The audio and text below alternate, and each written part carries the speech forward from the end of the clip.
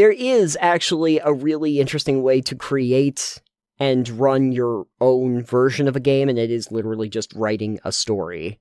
It's congratulations.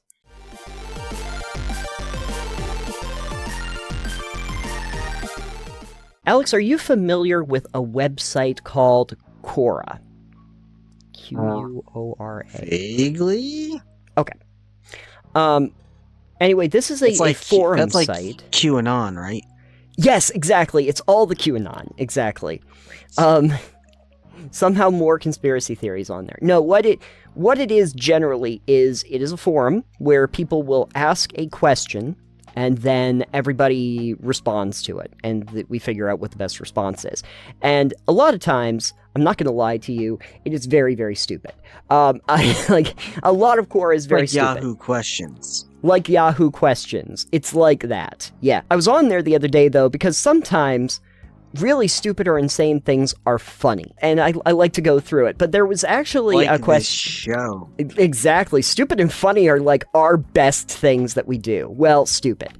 If you like stupidness as a funny thing, then we're also funny too. But there was actually a perfectly reasonable question that somebody asked, and there was an interesting response that was given back to it. That's what I wanted to talk to you about today.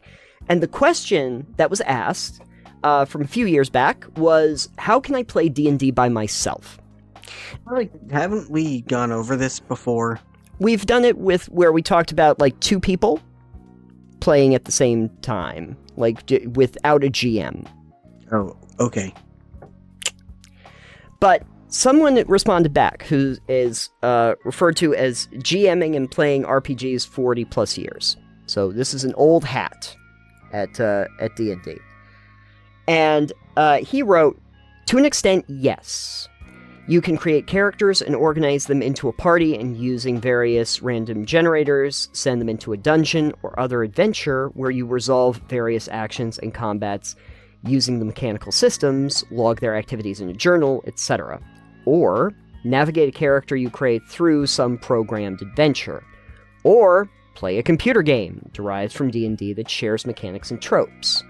What you don't get from that is a world run by a DM, who actively develops and changes it in response to what the PCs do, and the experience of being one of the group of players, trying to meet the challenges presented by that DM, and all of the discussion, surprises, irritations, jokes, and ideas where the players and DM spark off of each other.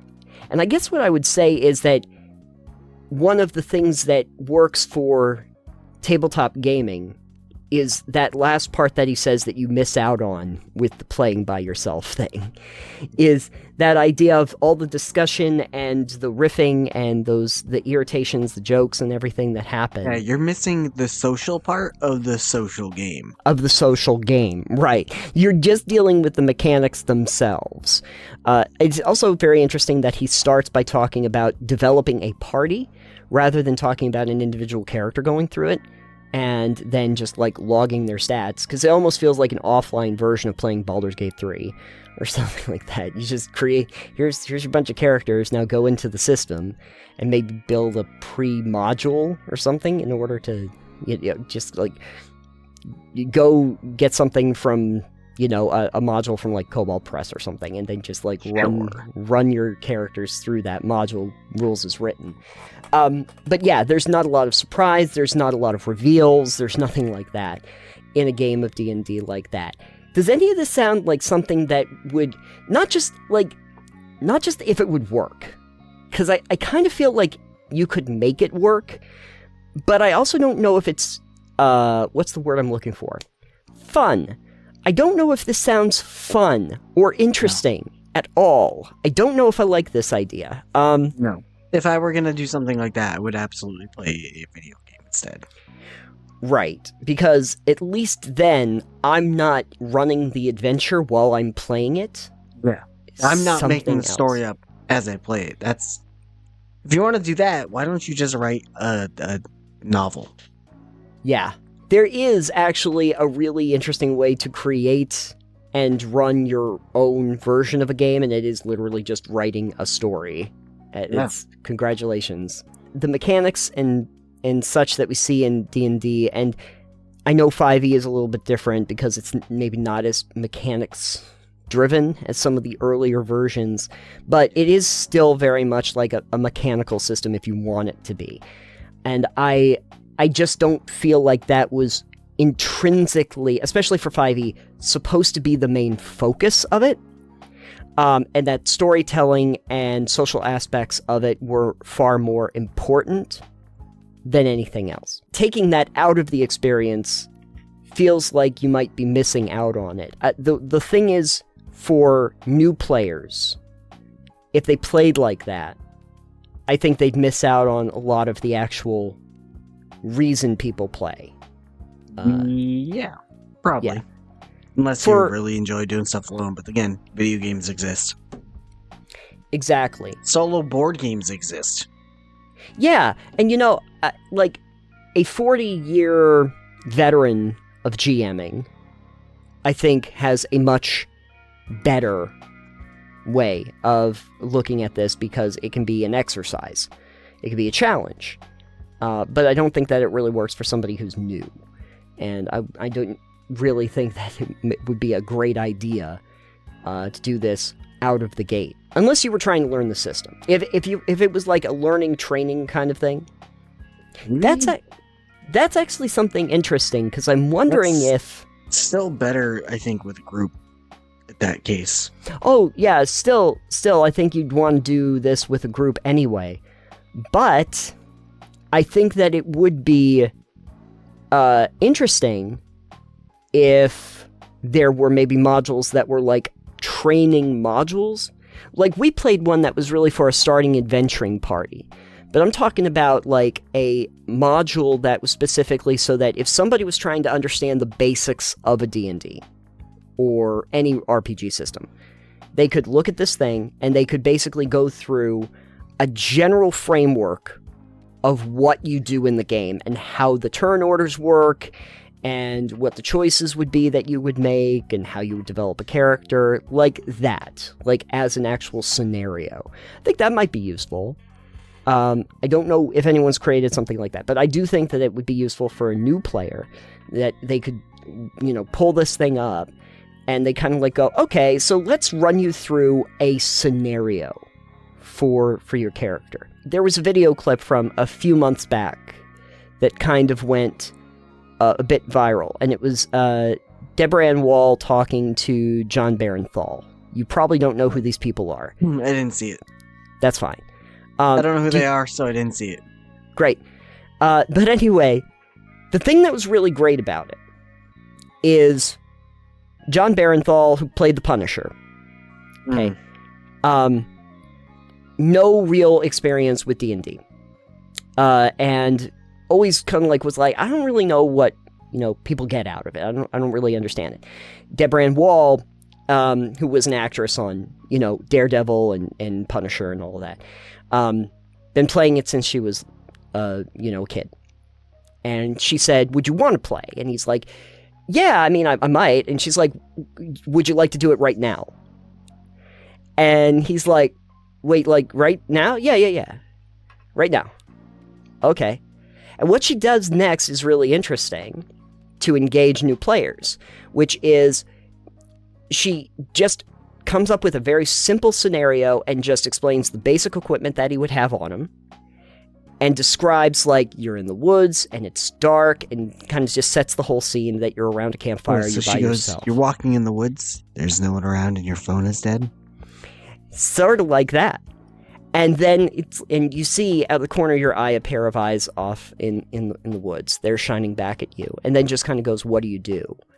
And like when all of it's actually like the complete opposite of this kind of scenario. When all the mechanics get stripped away and you just go to the storytelling of like, what would your character do in this moment? What does this actually mean for you? Suddenly he has like questions like, what would this mean? And like, how do we figure that out? And, it engages your player immediately because it's just about, like, the basics. Nothing heady about the mechanics. You're just going straight into, this is story structure, and this is, scenarios you come up with, and this is you in your character role. What do you do now? And I think that something like that, maybe in a written form, would be helpful, but I worry that it would have to focus too much on the mechanics, and it really wouldn't be able to get into the story beats because you're not doing it with somebody. My side takeaway from that is, if you're trying to explain something like D&D to people who have no actual understanding of it, that seems to be a really effective way of doing it, is just kind of like, no, we're not going to talk about the character sheets. We're not going to talk about the, maps and the dice and everything like that. I'm going to just run you through the basic idea of what's going on right now in this moment so that it's simple and it's easy and you don't have to think about your character classes and everything like that. If you are advanced and you're trying to work through scenarios, I can see this useful as well for playing as one person. You're building a campaign. You take a proxy character that you make, and you put them in that scenario to see what might happen, to try and flesh it out a little bit more, or build it. But that would still be in service of having a group eventually. I can see that being useful. I think they do that in game development too. Like if you're developing a game, you take characters in, you play around with it, you see if it works, and then you refine past that. That's just playtesting. That's just playtesting. It's basically what I'm saying is basically a playtesting for your own game. If you do that, I don't know how many actual DMs bother to do that. I think that they usually just build it. You've built campaigns. Did you ever run through them? Like with my own characters? Any character, just to put them in the scenario, just to see if it worked. I don't think so. D&D is pretty easy to generally, as long as you stay within the CR limit or the ER limit, or ECL, for challenge rating and effective character levels and stuff like that. It's usually not too bad. So yeah, plus you can also, if you made it yourself, you can just alter it on the fly if you need. Yeah, you fudge it. You just do fudging. Sorry, fudge it. You shouldn't be afraid to fudge things if you realize that it's a you thing, that you made the error. It was If your players end up doing something stupid, well, that's on them. But if you realize, oops, I think that this is not balanced, I understand completely if you're like, we gotta do some behind-the-scenes number change in here in order to make this work. Yeah, I think that that's fine. Generally, if you were to answer this question that the person has, how can I play D&D by myself? What would your advice be? I would advise them to find a group to play with. Basically, I kind of figured your answer would be don't. Don't do this. D&D is not built for solo play, so I would either find a group or pick a different system. I just don't think that, like Alex was saying, that it's a great idea because it kind of limits the ability of playing the game as it was intended. That the game is supposed to be played as a group, that it's built for that, and with things that you cannot do inside of the mechanics alone. It can't be built that way. What I would do is I would ask everybody out there, if you're watching this, and you wondered yourself if you can play D&D by yourself, and you think that it's a good idea or a bad idea, you just let us know in the comments down below. And then we will have more definitive answers. Chances are you're more knowledgeable on this than I am. That's almost certain. And pretty much every topic we talk about on this show. You're definitely more knowledgeable. So I will leave it to you. You let us know in the comments down below.